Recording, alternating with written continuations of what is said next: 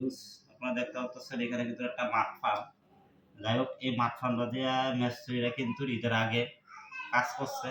এখন এই মাঠ ফার্মটার ভিতরে কিছু বালু ঢুকছে। এখন আমার মোটরটা বন্ধ হয়ে গেছে গা। আমার আবার যে একটা টাঙ্কি দেওয়া লাগবো। এখন এই মাঠ ফার্মটা ঠিক না করলে আমি কিন্তু টাঙ্কিগুলো দিতে পারতেছি না। তা আশা করি এই মাঠ ফার্মটার ভিতরে কি ময়লা জমছে অথবা কি সমস্যাটা আমি আপনাদেরকে এই মোটরটা খুললে দেখাইতেছি, আপনারা একটু দেখতে থাকেন।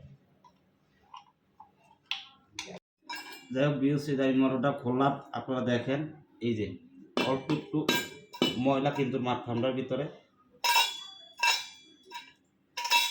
এই ময়লাগুলো থাকার কারণে কিন্তু আবার মাঠ ফার্মটা চলে না।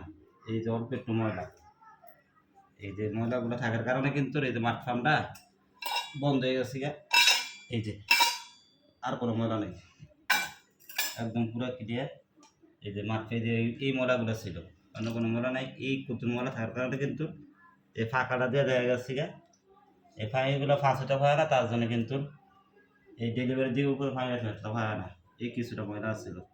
তো যাই হোক আশা করি যাদের মাঠ ফার্ম এরকম প্রবলেম তারা খুলে নিজেরাই মোটরটা ঠিক করতে পারবেন। আশা করি আমাদের ভিডিওটা কেমন হয় সবাই কমেন্টে বলে দেবেন। সবাই ভালো থাকেন। আসসালামু আলাইকুম।